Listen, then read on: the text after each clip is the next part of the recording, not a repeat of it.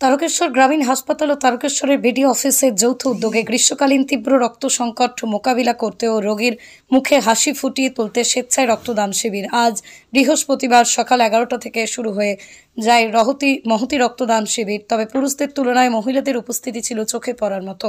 উপস্থিত ছিলেন তারকেশ্বর গ্রামীণ হাসপাতালের বিএমওএইচ ডাক্তার সৌভিক দাস, তারকেশ্বর সমষ্টি উন্নয়ন আধিকারিক সীমা চন্দ্র, এছাড়াও পঞ্চায়েত সমিতির সভাপতি, সহসভাপতি, বিভিন্ন গ্রাম পঞ্চায়েত প্রধান, উপপ্রধান ও সদস্যরা। বেশি মানুষ বেশি দাতা পাওয়া যাওয়ার সম্ভাবনা থাকবে। এটা ফ্রুটফুল ব্লাড ডোনেশন ক্যাম্প হবে, স্বেচ্ছায় রক্তদান শিবির।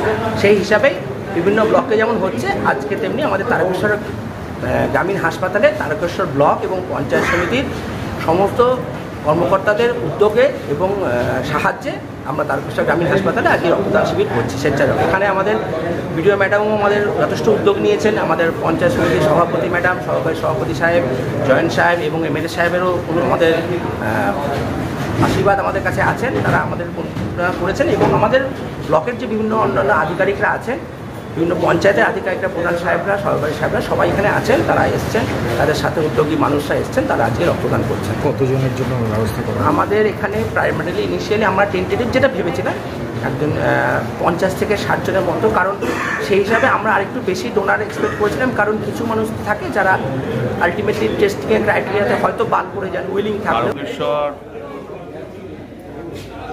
বিডিও সমষ্টি উন্নয়নের করণ আর তারকেশ্বর স্বাস্থ্য আধিকারিক এই যৌথ উদ্যোগে আজকে blood donation camp Bajitpur Baddipur হসপিটালে হচ্ছে। এখানে আমি তারকেশ্বর পঞ্চায়েত সমিতির সহসভাপতি হিসাবে এই রক্তদান শিবির সরকারি উদ্যোগে যাতে সফল হয় তার জন্য আমরা চেষ্টা করছি আপ্রাণভাবে। আপনারা জানেন সারা পশ্চিম বাংলায় এই সময় একটা রক্তের ক্রাইসিস দেখা দিয়েছে। সেই রক্তের ক্রাইসিসটা মেটানোর জন্য, একটা মানুষও যাতে রক্তের অভাবে মারা না যায়, তার জন্যই এই উদ্যোগ। সরকারের এই উদ্যোগকে সাকসেস করার জন্য আমরা আজকের এই রক্তদান শিবিরকে সার্থক করে তোলার জন্য আমরা আজকে এখানে এসেছি। মোট কত মানুষ রক্ত? আজকে এখানে 100 জন মানুষ রক্ত দেবে। আপনারা দেখতে পেয়েছেন যে রক্ত দেওয়ার জন্য সাধারণ মানুষ কিভাবে লাইন দিয়েছে। 10:30 থেকে এইরকম দ্বারা ওয়েদার তুচ্ছ করে রক্ত দেওয়ার জন্য লাইন দিয়েছে। আমাদের আশা যে 100-র বেশি মানুষ তাদের করে ফিরিয়ে দিতে হবে। কারণ আমাদের যে কিট আছে এখানে ব্লাড ব্যাংক থেকে যেটা এসেছে সেটা 100টার মতো এনেছেন ওনারা।